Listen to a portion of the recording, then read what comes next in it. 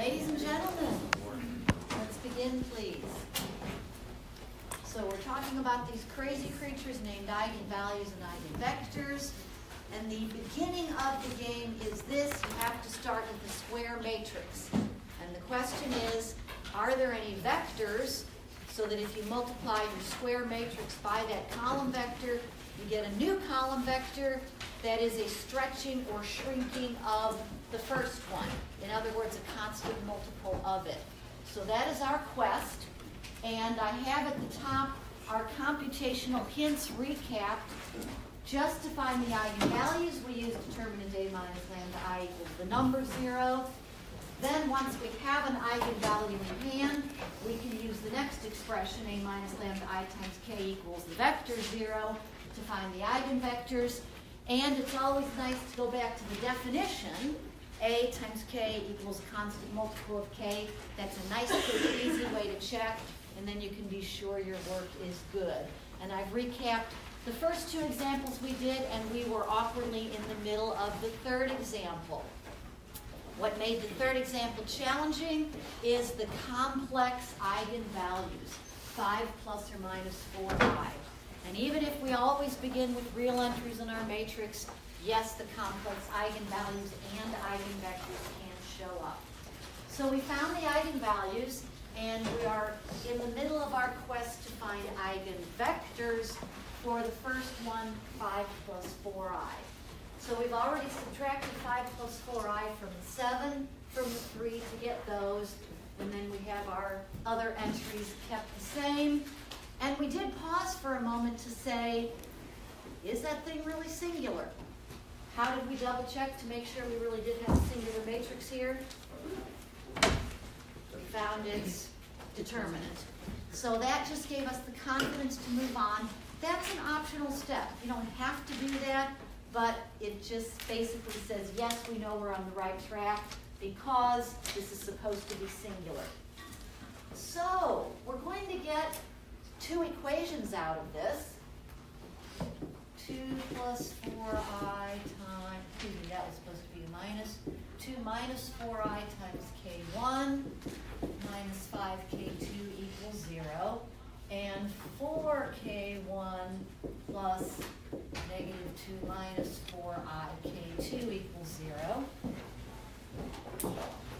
Do we need to work with both of those?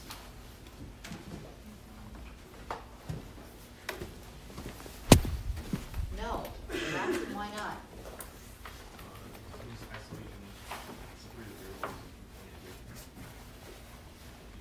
Okay, sorry, I couldn't quite hear you, but I think you're on the right track.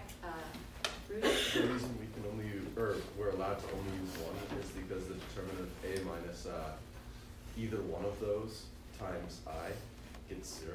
Okay, so again, because this is a singular matrix, what does that tell me about the rows?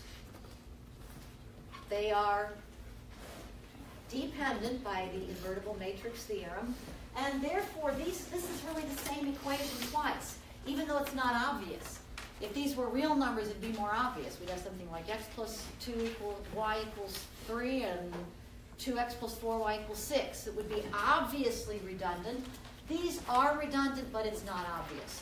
But you know, because you double-checked, you made sure the determinant was 0, you know they're redundant, so you can just go ahead and pick one and go with it. Let's quickly use the rank theorem. What's n here? 2. What is the rank of this coefficient matrix? Again, the rows are dependent, the determinant is 0, the rank must be just 1.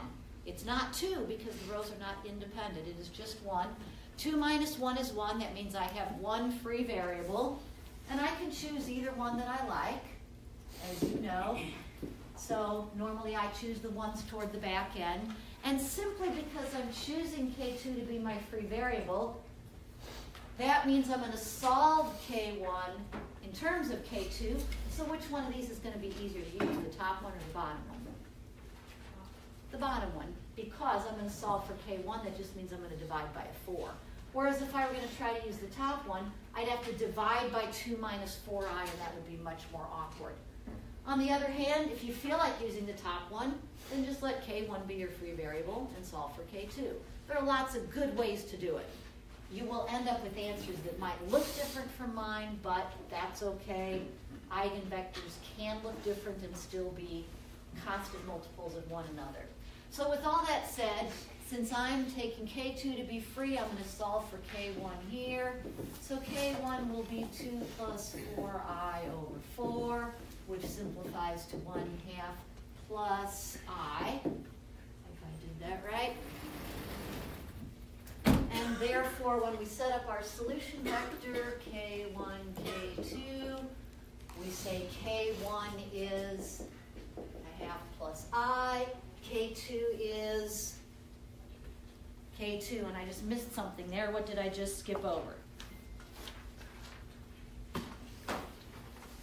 K1 is not equal to 1/2 plus I. It's equal to 1/2 plus I times K2. Shame on me, I left that out.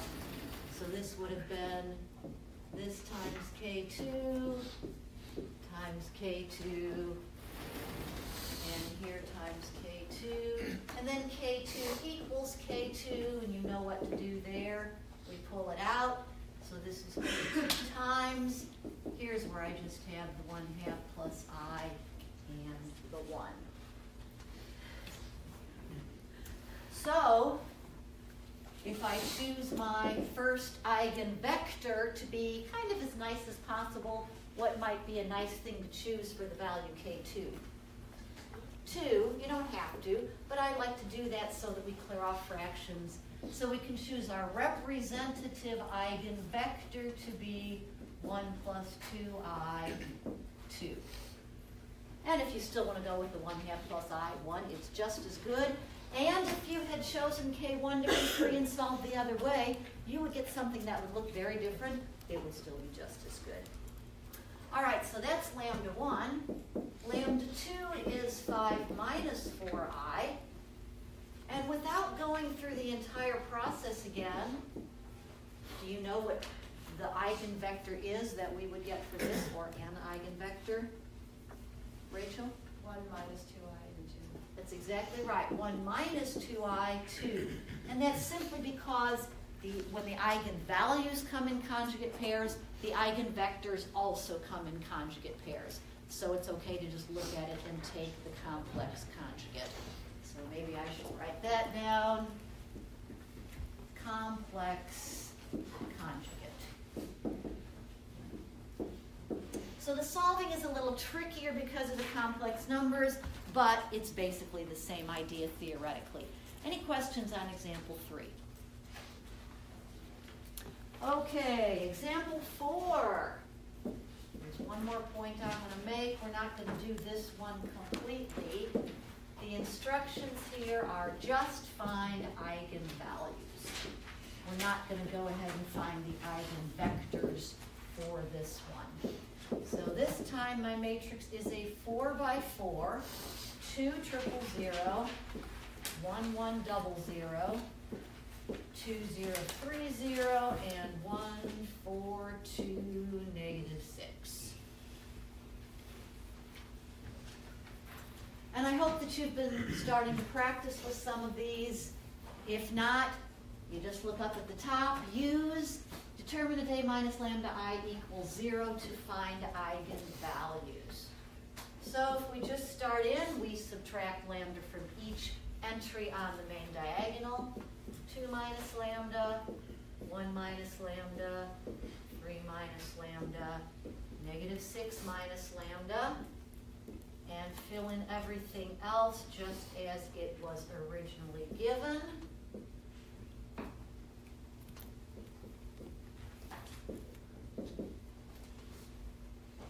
So we've got a complicated 4 by 4 determinant. How shall we go about it?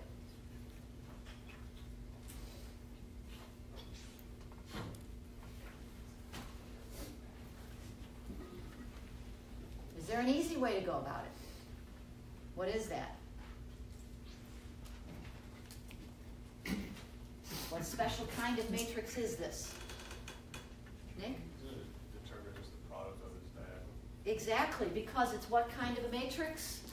A triangular matrix, you recognize it's got all these zeros up here. Everything interesting is on the main diagonal or below. So as a triangular matrix, you're exactly right. The determinant is the product of the diagonal entries. 2 minus lambda, 1 minus lambda, 3 minus lambda, minus 6 minus lambda. We're supposed to set all that equal to 0 and solve. Shall I multiply all that out? Please don't. It's all in beautiful factored form. We have all those things. Their product equals 0. That means any one of them could be 0, and therefore we end up with lambda could be 2, 1, 3, negative 6. And the moral of that example is given in note 3. I'll start it off and then you can finish it for me. The eigenvalues of a triangular matrix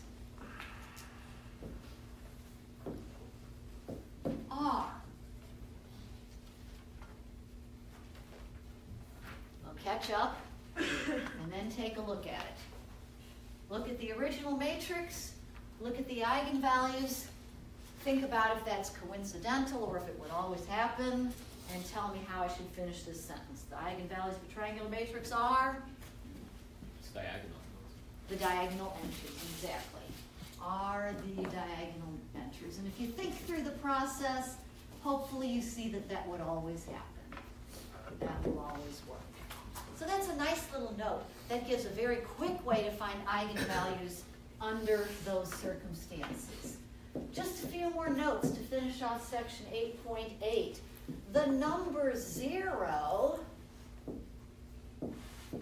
is an eigenvalue. Well, we better back up for a moment here.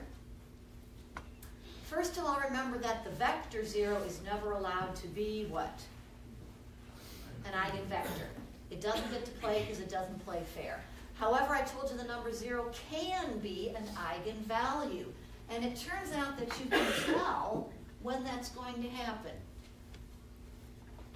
Let's one more time look up at that top computational hint. The eigenvalues are all those numbers lambda for which determinant a minus lambda equals 0. Well, suppose lambda is an eigenvalue. That means I'm saying just determinant of a equals 0. So the number 0 is an eigenvalue if and only if the determinant of a itself is 0. Simply by applying a 0, throwing it into that little formula. And this part you already know, if and only if a is, what kind of matrix is it? Singular. So I think this is kind of an interesting fact. Singular matrices will always have 0 among their eigenvalues. And you can see we do have one instance of that here in example 2. This is a matrix that has 0 as one of its eigenvalues. And sure enough, if you look at this, you can tell you've got some dependent rows there. It certainly is a singular matrix. And that will always happen. Any matrix that's singular will have 0 as an eigenvalue. Any matrix that has 0 as an eigenvalue will be a singular matrix, if and only if. Note 5. This one is a warning. Take it to heart. Do not do what I'm saying not to do. So I'm going to first say this. Row equivalent matrices generally do not have the same eigenstuff. Okay, I admit eigenstuff is not a technical term, but you know what I mean, eigenvalues and eigenvectors. So in other words, if you do row operations to a matrix A, you're going to mess up its eigenvalues and eigenvectors. You're going to change them. They will not be the same.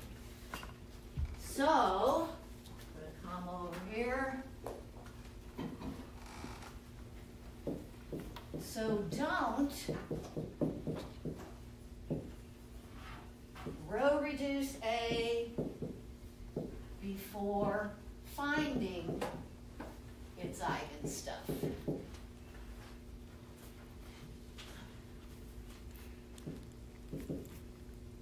And it's tempting to do that. If you're on an exam and you think, oh, well, if I just row reduce, it's going to be a lot easier than to work out the eigenvalues and eigenvectors. Don't be tempted by that. Do not do it. We'll even put an exclamation point there. Yes? In that example too, when we're doing the lambda equals 0, you row reduced to find the eigenvector. Okay, good point. So, as you know, in all of these examples, when we're going from eigenvalues to eigenvectors, we do row reduce. How does that all fit together? There was row reduction involved in our process. So how does that fit with my hint that says don't row reduce A to find its eigenstuff?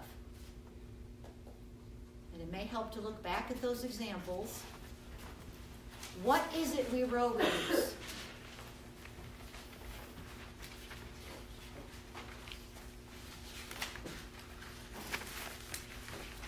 If you look at that first example where A equals 5, negative 8, 3, negative 9. Well, actually, we didn't have to row reduce that one because it was only 2 by 2. Take a look at the second example, which is the one Peter was referring to. Take a look specifically when lambda 2 equals 1. I guess we didn't have to row reduce there either because everything was obviously redundant.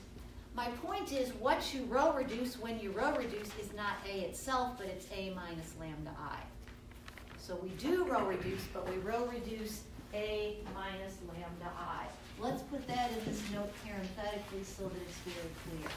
However, after finding eigenvalues,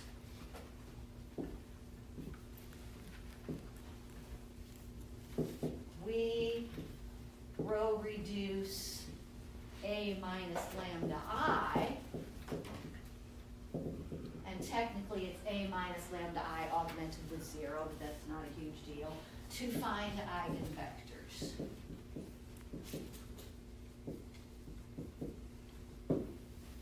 Close parentheses.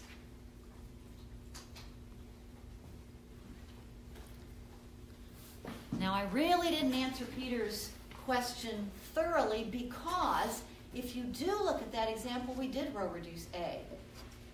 If we look at example 2, why did we row reduce A in that example? What was the eigenvalue we were looking at?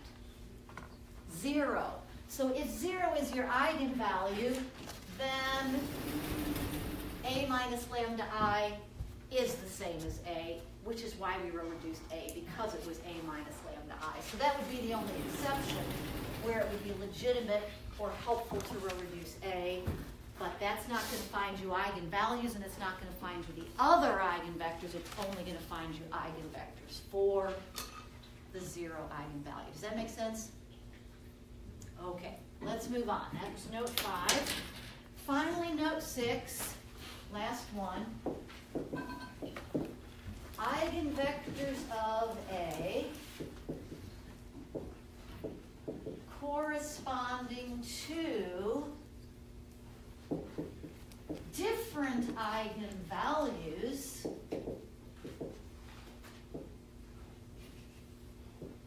are linearly independent.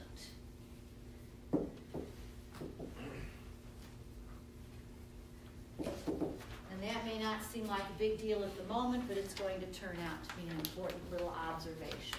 So in other words, as I take a look at, for example, this compared to those, this is always going to be linearly independent compared to those. So you always get things that are independent if they come from different eigenvalues. Any questions on any of this eigenvalue, eigenvector stuff from section 8.8? Okay, let us move on then. The last section that we're going to do in chapter 8, we're going to skip all the way to 8.12, which is entitled Diagonalization.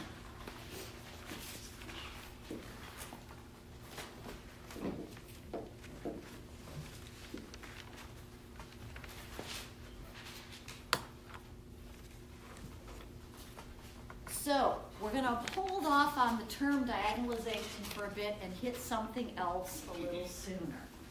We're going to begin again, though, with the square matrix. All of this is still in the context of a square matrix. So let A be an n by n matrix, and I'm going to again parenthetically say with real entries, because I want to remind myself that even if complex numbers show up, I'm always still beginning with real numbers. And here I'm going to be even pickier. And let lambda be a real eigenvalue of A. So in other words, if a complex number shows up, we're throwing it out. We're not even going to think about it. We're only going to think now about the real eigenvalues. And I have a question for you.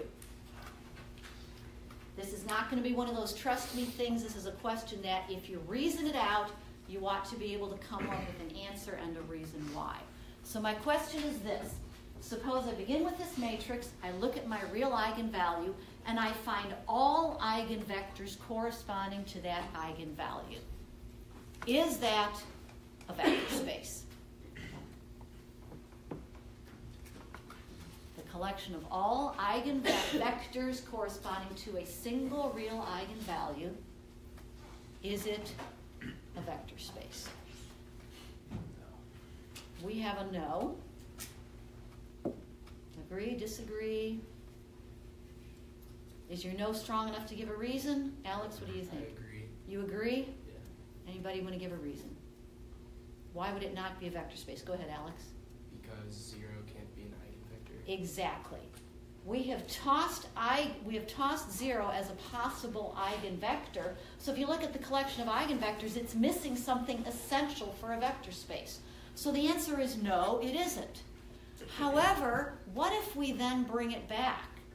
This is sort of like if you're kids and you're playing ball and you say, Billy, we don't want you to play, you're too little.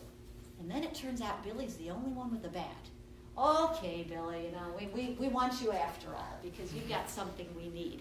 It's kind of that idea that if we throw 0 back in, we do get a vector space.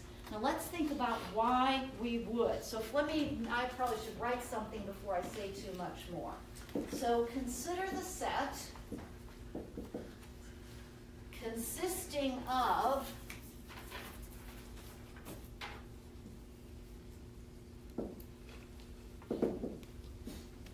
all eigenvectors of A corresponding to lambda. So far we don't have a vector space, but then I throw this in together with the 0 vector. I claim that is a vector space, and I think we can be even more specific. This is I'll take it that far for now. Let's go back up here and look at our equations again. And here's the one I want to concentrate on right now. Because we've already found the eigenvalue, we've got that in hand, and we're saying, what are all the eigenvectors? So we're solving for eigenvectors. What kind of a system of equations is that? It's a homogeneous system of equations. What do you know about all the solutions to a homogeneous system of equations? It always forms what?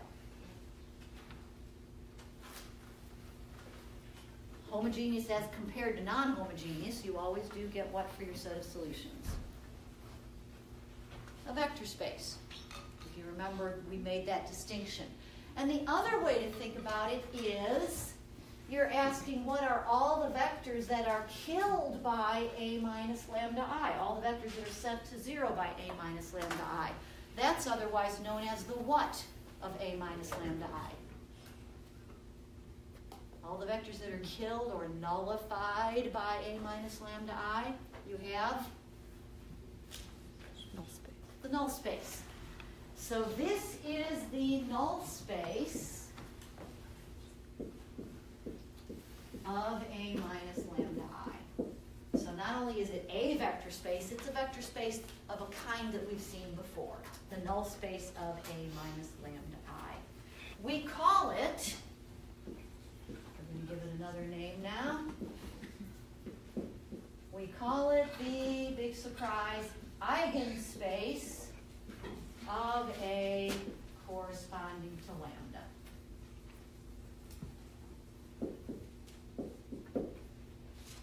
So 0 is still not going to be called an eigenvector, but it gets to be in the eigenspace. I know that's a little bit weird, but it works.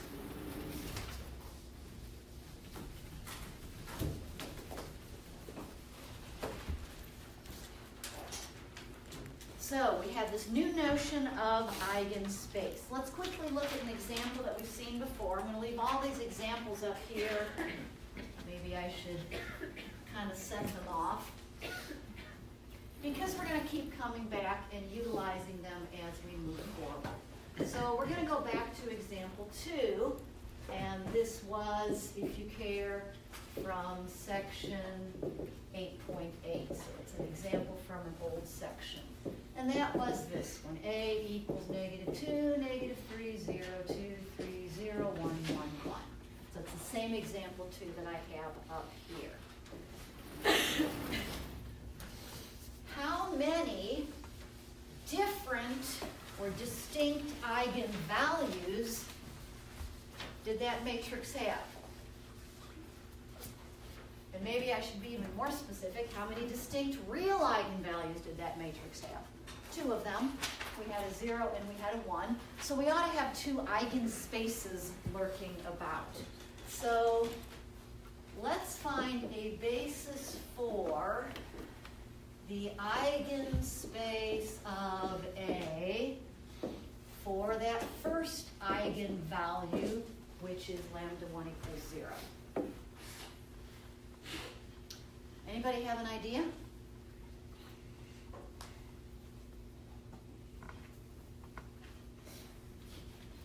If you kind of go back and look at the solution process, you will see that what we got culminated in K1, K2, K3 equals some constant times -3, 2, 1. In other words, all eigenvectors are multiples of -3, 2, 1. Even 0, if we throw it back in, is a multiple of that. So what would be a basis for this eigenspace? What single vector generates all the eigenvectors? Exactly that thing, that -3, 2, 1. That is what all the others are based upon. It is a basis for this eigenspace. And once you've seen that one, I'm just going to use ditto marks here if you don't mind. Basis for eigenspace of A for lambda 2, which was the 1. How many elements do you think would be in this basis? 2 of them. And remember, we had that parenthetical statement that said any eigenvector will be a linear combination of those 2 guys. And actually we said any non-zero linear combination. But now that we're throwing in 0, allowing it to be in the eigenspace, it's true that everything in the eigenspace is a linear combination of those 2. So they span, they're independent, they're both eigenvectors, they qualify in every way to form a basis. So any questions on that idea of eigenspace? Okay. Now, I'm finally going to answer Sean's question from the other day. First, I'll set it up, and then we'll talk about what the answer is.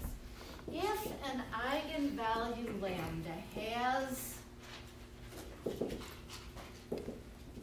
multiplicity p, then the number q of linearly independent eigenvectors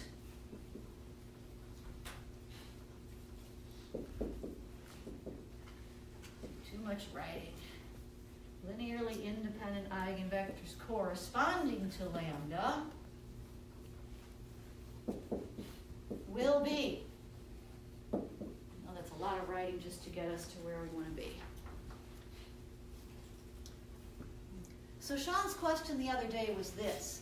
Here we have an eigenvalue of multiplicity 2, and what do you know? We got 2 linearly independent eigenvectors associated with it. He said, well, suppose you have one of multiplicity 3. Will you get 3? Bad news, not always. So the actual situation is you will always get at least 1. So as you go through the process, you're guaranteed to get at least 1 row of zeros, and therefore it works out that you get at least 1 eigenvector for that eigenvalue. So at least 1, and at most, what do you think? If you have multiplicity p, then your number of linearly independent eigenvectors would be at most p. So in other words, you can't ever go above that. That's like an upper bound. You'll always get at least 1 and at most p.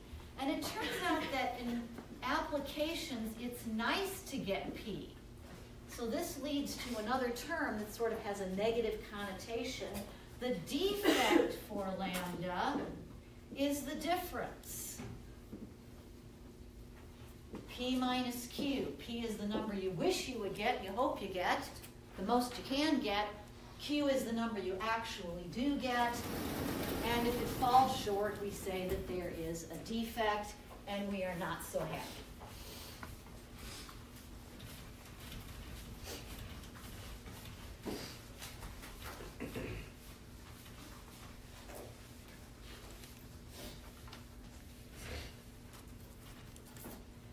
Back to example 2. Once again, there we have 2 real eigenvalues, and the defect for both eigenvalues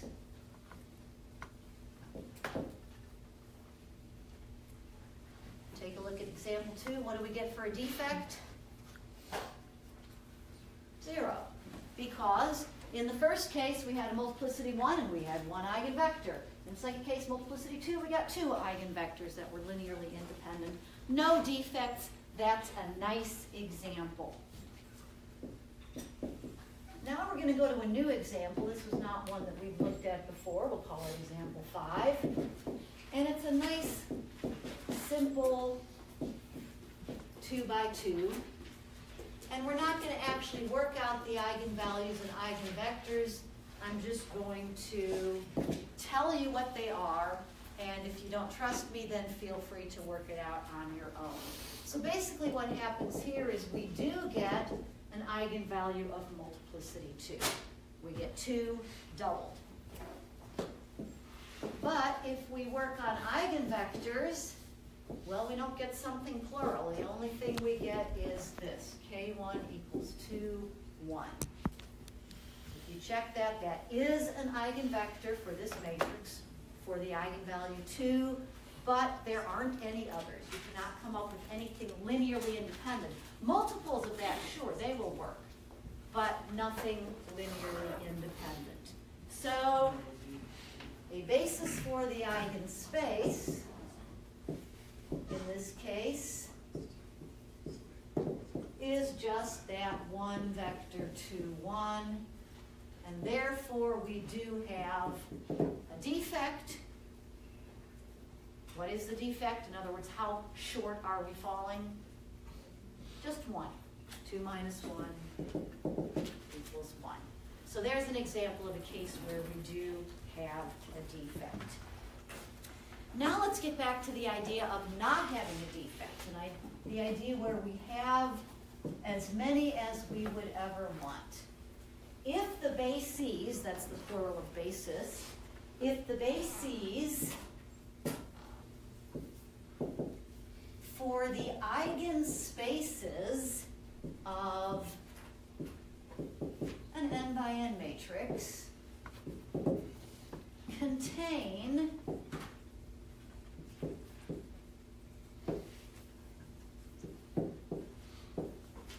a combined total of n vectors, I'm going to say this in another so in other words, if every eigenvalue is real, remember that all of this stuff is predicated on real eigenvalues, and no eigenvalue has a defect,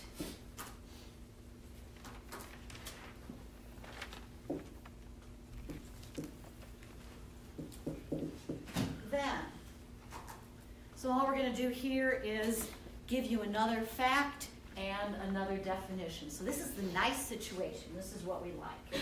That these n vectors form a basis for any guesses? Now, if I'm using the term basis, it must mean there's another vector space around. And if I have n vectors in the basis, my vector space must have what dimension? N. That's what it means to have a dimension, is to have that number of vectors in your basis. So I start with the square matrix A. I look at all my eigenvalues. I get an eigenspace for all of them. I throw all those bases together, and then I get a basis for, anybody guess? Well, a matrix doesn't have a basis, so not the original matrix. A basis for R to the n. In other words, we have a basis for the whole Euclidean space Rn. In other words, we have a collection of eigenvectors that spans all of Rn, which turns out to be a helpful thing.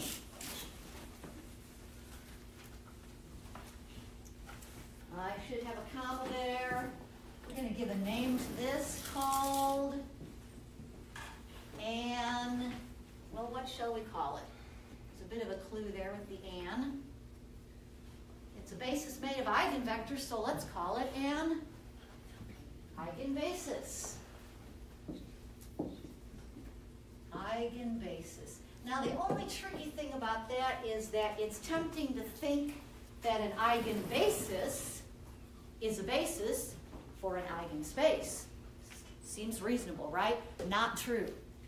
These bases for the eigenspaces are all different little guys. It's only when you throw them all together and it's a basis for R to the n, that's what you call an eigenbasis.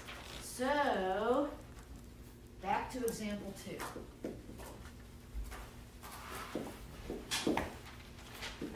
Which was A equals -2, -3, 0, 2, 3, 0, 1, 1, 1. And if you're at the bottom of the page, you might want to start over on the top of the next page, because this thing's going to have a few lines here that sort of describe what's going on right here. So right here, I'm going to put in my 3 vectors that have to do with bases of eigenspaces. So that's the -3, the 2, -3, 2, 1, -1, 1, 0, and 0, 0, 1. And we have already said, and here's where I'm going to start to crowd things a little bit, we've already said that this by itself, this guy, is a basis for the eigenspace for lambda equals 0. I hope you can still read that. Basis for the eigenspace for lambda equals 0. And we have already said that these two together form a basis for the eigenspace for lambda equals 1. So those are 2 separate vector spaces. In fact, this one is a line. In the context of R3, this is a line. When you do look at the whole space, the eigenspace. This eigenspace is a plane. It's got a basis consisting of 2 things, so it must be 2-dimensional. So this is a plane and a line, and actually the plane cuts through the line. The line is not on the plane because of that independence idea, which was some note somewhere. The line cuts through the plane, but together, if we throw all 3 together, we get a basis for what space? R3.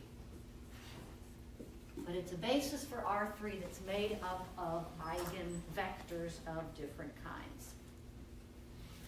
Any questions on that concept? Okay, so 10:50, it might be a little early for a break, but it's probably a good time to take a break because we're going to transition from this eigenspace idea to our definition. And I'm just going to tell you it will start like this. An n by n matrix is diagonalizable. And we're going to have the definition of that. So that's really what we've been heading toward this whole time. So let's leave it there and take a break.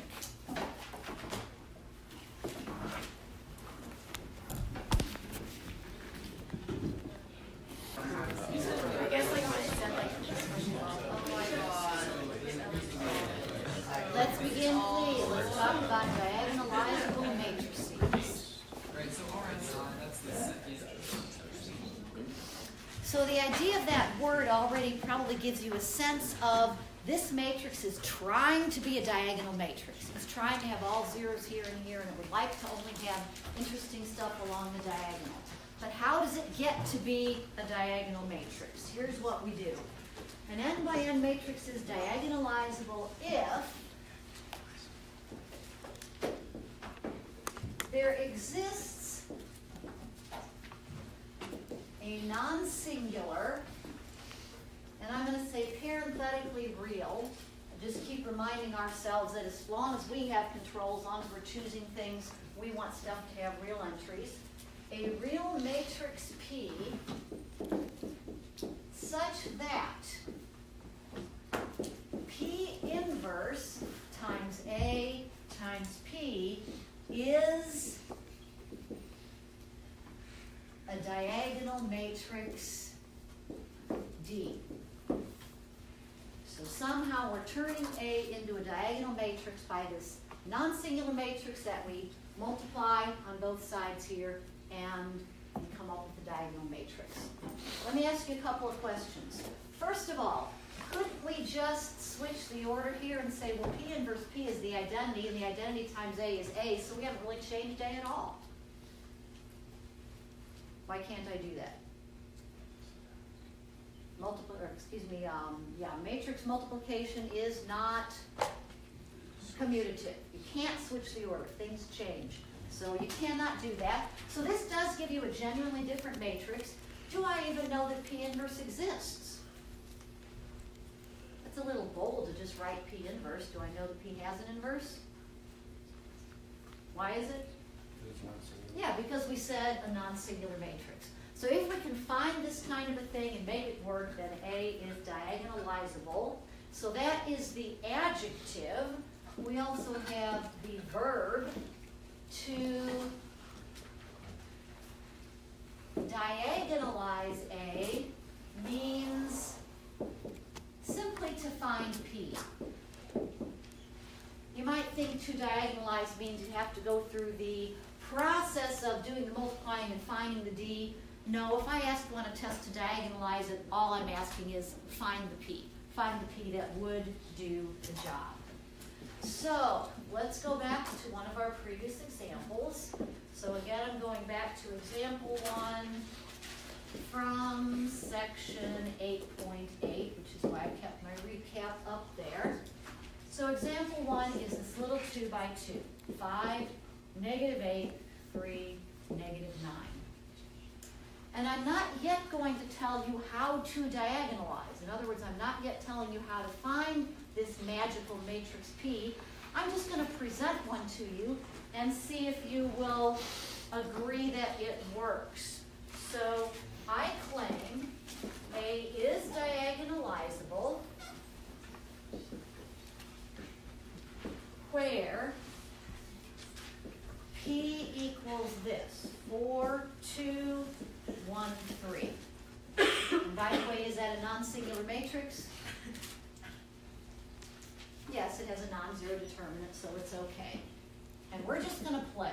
This is just mathematical playtime. Let's see if this works. So at this point, I'm not telling you where I came up with that. I just want you to follow through and make sure it works. So first of all, we know we're going to need P inverse. Most of you knew how to do the inverse of a 2 by 2 on the exam, not everybody. So let's kind of review how you do it. Basically what you do is you swap the order of the entries on the main diagonal. You do not swap these guys. What do you do to them instead? You just negate them. And then you multiply by 1 over the determinant. So I'm going to switch the order of the 3 and the 4. I'm going to negate the 2 and the 1. And then multiply that by 1 over what? In other words, what is the determinant of that little guy? 10. So I'm going to multiply by 1/10. So that's going to give me 3/10, negative 2/10, or otherwise known as negative 1/5, negative 1/10, and 4/10, otherwise known as 2/5. By the way, when we work on that process, will we ever run into a problem division by 0? No, because P is a non-singular matrix, it will have a non-zero determinant. So there's P inverse. So what I want to do now is to work out P inverse AP and see if it really truly does give me a diagonal matrix. So that's going to be 3/10, negative 1/5. At this point I'm just recopying. There's P inverse. Now I'm going to recopy A, which is 5, negative 8, 3, negative 9. And I'm going to recopy P itself, which is 4, 2, 1, 3. And I just want to actually work out that computation, see if I get a diagonal matrix. And since I've got to multiply 3 things together, it doesn't matter by the associative property which 2 I pick to start with. So I'm going to pick the easier ones, the whole numbers. I'll save the fractions. So I'm just going to repeat P inverse and not multiply it in yet. All right, multiplying A times P. Check me, make sure I don't mess up. So I've got 20 minus 8, 12. Let's see, 10 minus 24, negative 14. 12 minus 9, 3. And 6 minus 27, negative 21. Make sure I did that right. And then moving on, multiplying this one by this one, we have what? 36 over 10, which is the same as 18 over 5, minus 3/5. 18/5 minus 3/5 is 15/5, which is the same as 3. Then I have negative 42/10, which is the same as negative 21/5 plus 21/5, 0. Negative 12/10 is the same as negative 6/5 plus 6/5, 0. And finally, positive 14/10, which is the same as 7/5 minus 42/5, 7/5 minus 42/5, negative 35/5, otherwise known as negative 7. So, did we get a diagonal matrix? Sure enough we did, so we're going to call that D. Now, what I want you to do is to look over everything up here on the board and see if you can figure out how I came up with this matrix P. Now, if you have had matrix algebra, so you have already learned this, you don't get to say a word. You have to stay quiet. So I'm talking to all the people, which is most of you, that have not had a matrix algebra course. I just want to see what clever ideas you can come up with. Where do you think I came up with this 4, 2, 1, 3 that did the job of diagonalizing A? Any brilliant light bulbs going off here? Heard a little O. Is that significant? Did someone see it? Hint. Look at what we have, the information we have about the matrix A up in the recap. Now I see a few light bulbs going off. What do you notice about the matrix P?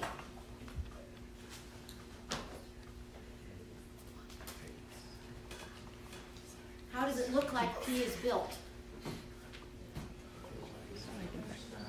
Okay, some of you are saying it. Anybody want to actually say it out instead of mumble? Okay, it's made out of the eigenvectors, and where do the eigenvectors show up in P? As the columns. And now look over at D. Do you see any significance in the entries of the diagonal matrix? Those are the eigenvalues. So you can see that the eigenvalues and eigenvectors directly impact this idea of diagonalizability.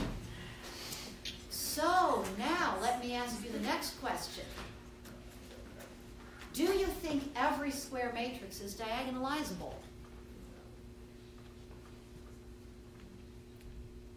Or could something potentially go wrong in trying to find eigenvalues and eigenvectors and build this matrix out of eigenvectors? What could potentially go wrong? Hannah? Okay, if there's a defect, that means you don't get enough eigenvectors and you wouldn't have enough columns to form a square matrix. Or if you tried, if you put in something dependent, it wouldn't be non-singular, so it wouldn't work. So that's exactly it. This all ties up to what we said before. We have to have enough linearly independent eigenvectors. And this leads to a theorem. We're not going to prove it, but I hope you've talked enough that it's going to seem plausible to you. Here we go. An n by n matrix is diagonalizable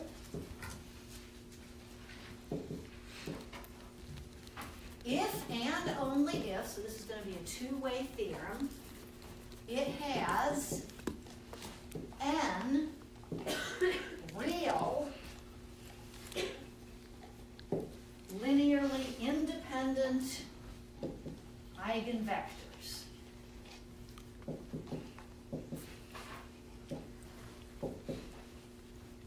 So that's kind of what we've said. We can't have any defects, everything's got to be real, and you have to have as many as you possibly could want. If and only if, here's another way to say it. If and only if it generates an something for r to the n. Period. What word do you think I could put right there? Eigenbasis, good for you. If and only if it generates an eigenbasis, which again is not a basis for an eigenspace, but it's a basis for Rn made up of various eigenvectors. So that's the first thing. If we can get all the eigenvectors we need, n of them, we can diagonalize A. Now let's get more specific. P, whoops, let me try that again. P can then be constructed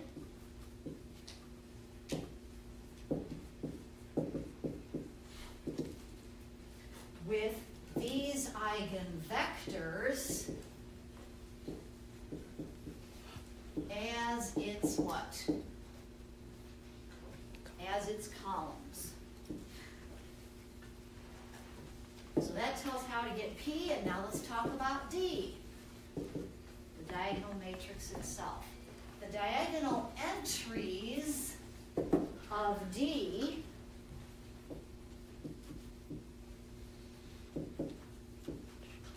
will be the what?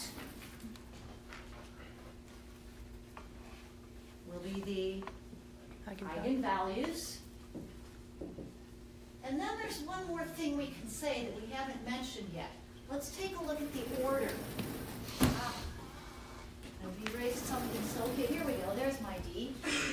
So take a look at the order of the eigenvalues in D compared to the order of the eigenvectors in P. What do you observe? Okay, it's the same order. In other words, 4, 1 is an eigenvector for 3, 2, 3 is an eigenvector for -7. So we do need to say, in the same order as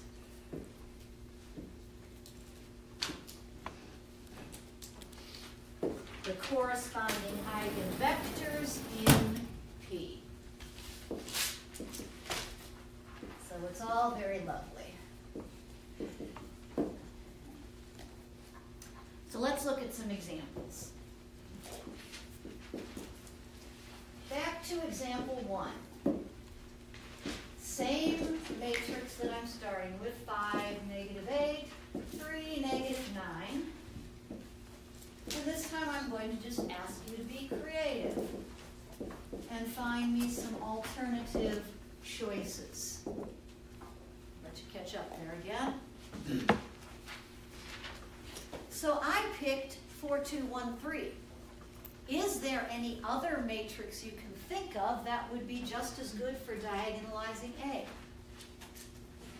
2, 4, 3, 1. Yeah. In other words, you could put this eigenvector first and that eigenvector second. Be perfectly good. And if you do it that way, what would you expect D to come out like? -7, 0, 0, 3. Note that you don't swap columns there. You swap diagonal entries, keeping them in the correct order. Can you think of another way to do it? Another way to choose P? And you're all looking at me like, well, isn't that it? Those are the only 2 eigenvectors we have. We can swap them. What else can you do? Rudy? Could you linearly increase them and also linearly increase the eigenvalue? Well, let's suppose we linearly increase them. Like, for example, I could put an 8, 2 here along with my 2, 3. Or I could make this any other multiple, any other non-zero multiple of 2, 3. Remember that multiples of eigenvectors are eigenvectors. So I could do that. Would that change the eigenvalues? No, not at all. Remember, they are eigenvectors for the same eigenvalues. But we could do that, come up with a different P. We would get the same D back again. Now let's move to example 2.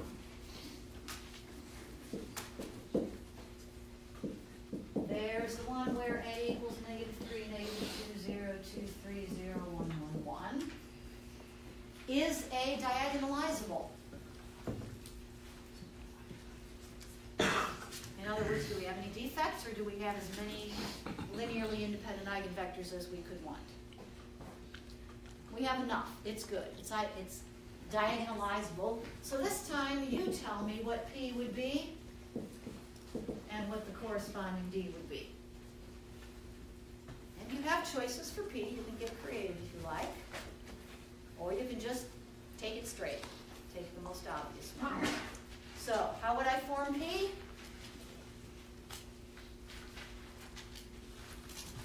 No tricks. All I do is take the eigenvectors and turn them into columns. So the obvious one would be first column being -3, 2, 1, -1, 1, 0, 0, 0, 1. And if you got creative and switched the order or multiplied by constants, that's okay. With mine, what would the diagonal entries of D be? 0, 1, 1. And then we fill in with zeros everywhere else. So there's example 2. Now let's go to example 5. Example 5 was A equals 4, -4, 0. Oops, this was a 1 and then a 0. Look back in your notes to where we looked at example 5. That's one that I do not have recapped. And tell me, is A diagonalizable? David, you're shaking your head. Yeah, it has a defect, so this is not diagonalizable. In other words, there is not any possibility of finding a non-singular matrix so that P inverse AP equals a diagonal matrix. That's an if and only a theorem. It works when it works, it doesn't work when it doesn't work. And the reason here it doesn't work is there is a defect. We just don't have enough linearly independent eigenvectors to make it work. Next example.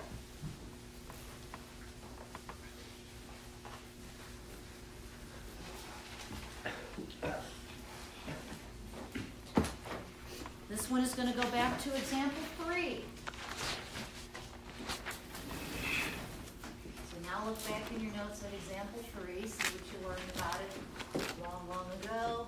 A equals 7, 5, 4, 3, after that was 7, negative 5, 4, 3. It's the one we began with an hour and a quarter ago. What do you know about A that would tell you whether or not it's diagonalizable? Is it diagonalizable?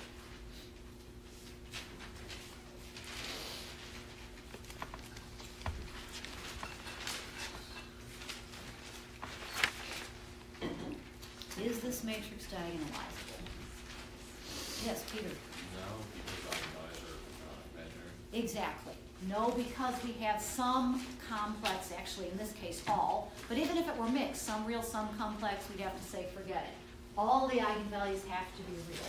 So this is not diagonalizable. And the reason is there are complex eigenvalues. So that one's no good, we can't play this game.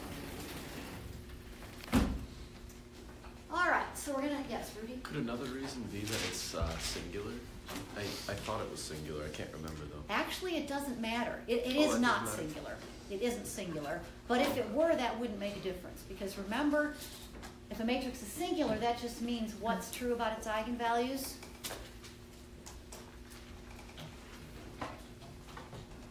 If a matrix is singular, what does it always have as one of its eigenvalues?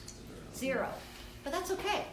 As long as 0 then would have enough eigenvectors, it would be perfectly okay. So that would not be an issue. All right, so the next thing I want to address is this. Basically, two things left to do. Certain characteristics of a matrix A will guarantee diagonalizability.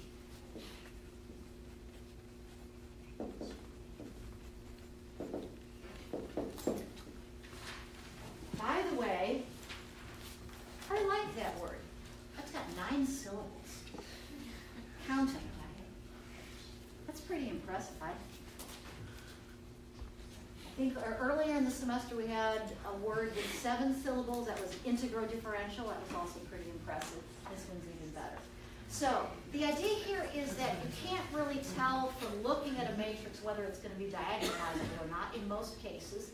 But there are certain exceptions. There are certain things where we can say, oh yeah, for sure, I can tell right away that this will be diagonalizable. So we're going to have 2 little theorems here. The first one I hope is pretty obvious. The second one I don't think will be. So here's the first one. If all eigenvalues of A are real and have multiplicity 1, then A is diagonalizable. I have to think hard every time I write that word. Make sure I don't miss any letters. Okay, can anybody give me a proof of this theorem? Just a brief idea. Oh yeah, it has to be true because, do you see it? First of all, everything's real. We know that's important. You can't have complexes. But then what does this multiplicity 1 have to do with it? How do I know that's going to make the matrix diagonalizable? Go ahead, Sean. Come from higher multiplicities, and so if you just have multiplicity 1, you get that. Exactly. The only way to get a defect is when you have a higher multiplicity and you don't achieve that many eigenvectors.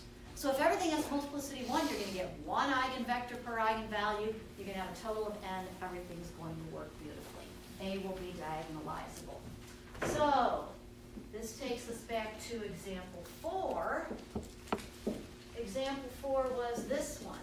A equals 2, 0, 0, 0, 1, 1, 0, 0, 2, 0, 3, 0, 1, 4, 2, negative 6. is that diagonalizable? Yes, how can we tell? What are the eigenvalues? The diagonal entries, because it's a triangular matrix, we talked about this one earlier. You just pick off the eigenvalues from the main diagonal, 2, 1, 3, -6. Are they all real?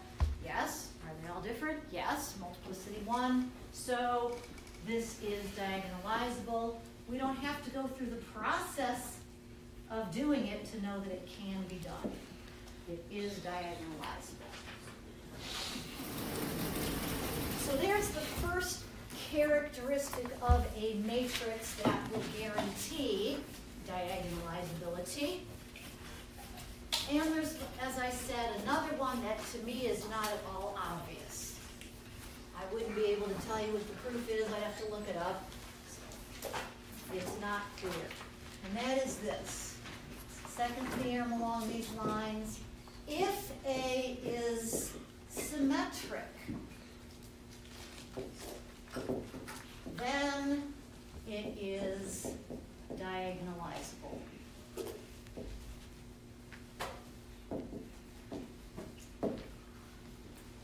And that one to me is not the least bit obvious. Brent? Can the defects be negative? Is it possible for No. Because what I said before was if you have a multiplicity P, then the number Q of independent eigenvectors is at least 1 and at most P. You can never have more than P. So you couldn't have a negative defect. So like for example 4, if Yeah. it's if like one of the axles is another P, so that's still used. Well, now, if one of the other things had the same number in it, like if it were 2, 2, 3, -6, is that what you mean? Then we couldn't tell. Then we would have to go through the process and see for that multiplicity 2 whether we get 2 eigenvectors or not. So you'd have to do more work. It's only when they're all multiplicity 1 that it's obvious. Okay, so there's our second theorem. Again, not obvious, but something worth knowing. All right, finally, let's see how much time we have, 11:22. We've got enough time. What hopefully is in your mind as a burning question, why do I care? That should always be a question. Why are diagonalizability and eigenbases good? Eigenbases, why are they good? Here are a few reasons.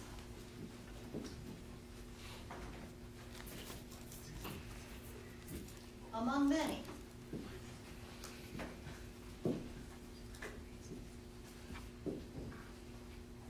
And the basic idea in your mind should be working with the diagonal matrix ought to be a whole lot easier than working with a matrix that isn't diagonal. Just the simplicity of it is nice. So the idea, and we're not actually going to go into any of these applications, which is unfortunate we don't have time for that, but the basic idea is in your application you would somehow transfer over to a diagonal matrix, life would get simpler, you'd be able to do what you need to do, and then you would somehow transfer back. So that's kind of the basic idea. I'm going to give you actually four places where diagonalizability or eigenbases are helpful. So they can help us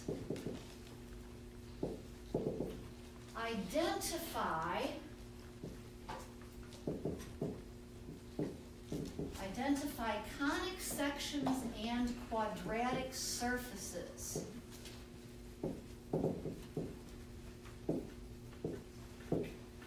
They can help us identify conic sections and quadratic surfaces. You know what conic sections are: parabolas, hyperbolas, ellipses, and so forth.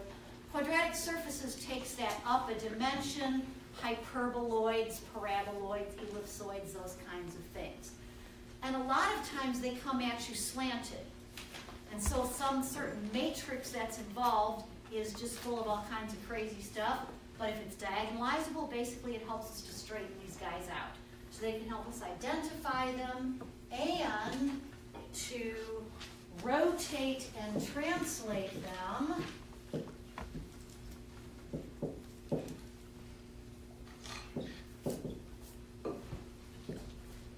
get them into standard form.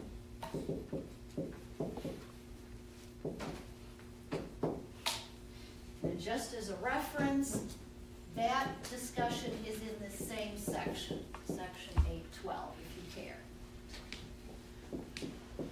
Second one, they can help us compute powers of matrices more easily.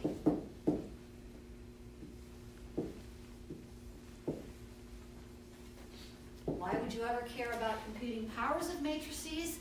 Well, remember that a matrix is a dynamic thing. It represents how you turn from one vector to another vector. Sometimes it's some kind of collection of states of things, and you can turn it into another collection of states. So sometimes you need to do that over and over again. Perhaps year by year, you change certain population dynamics or whatever the case may be. The matrix tells you how you change one vector to another, and then if you repeat that year by year by year, you end up basically having a power of a matrix applied to your original vector to see what happens in following years. So they can help us compute powers of matrices more easily. I should give you a reference here too. This is in the section 812 exercises. Number 3, they can help us solve systems of DEs. DEs means what? Differential equations by, quote, uncoupling them. Sorry, I'm kind of running into my corner here. Uncoupling them. Coupling means they're tied together. Uncoupling would mean with railroad cars, for example, like you separate them out. So the idea there is you might have a system of differential equations. And by the way, you already know a way to solve systems of differential equations from this class, which is the Laplace transform. But here's another way. So you might have, say, x prime equals something in terms of x, y, and z. Y prime equals something in terms of x, y, and z. Z prime equals something in terms of x, y, and z. You can see a matrix there, all of those coefficients. If you turn it into a diagonal matrix, you just have x prime in terms of x, y prime in terms of y, z prime in terms of z, and it's a whole lot easier then to solve. So that's the idea of uncoupling. And finally,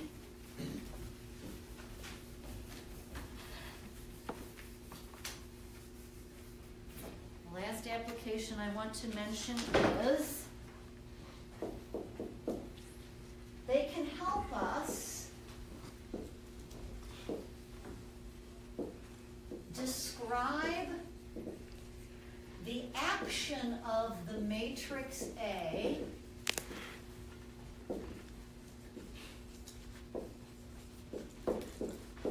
on a vector V by expressing it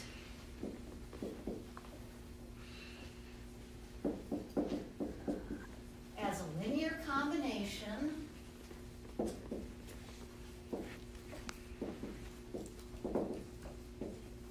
of stretching or shrinking actions.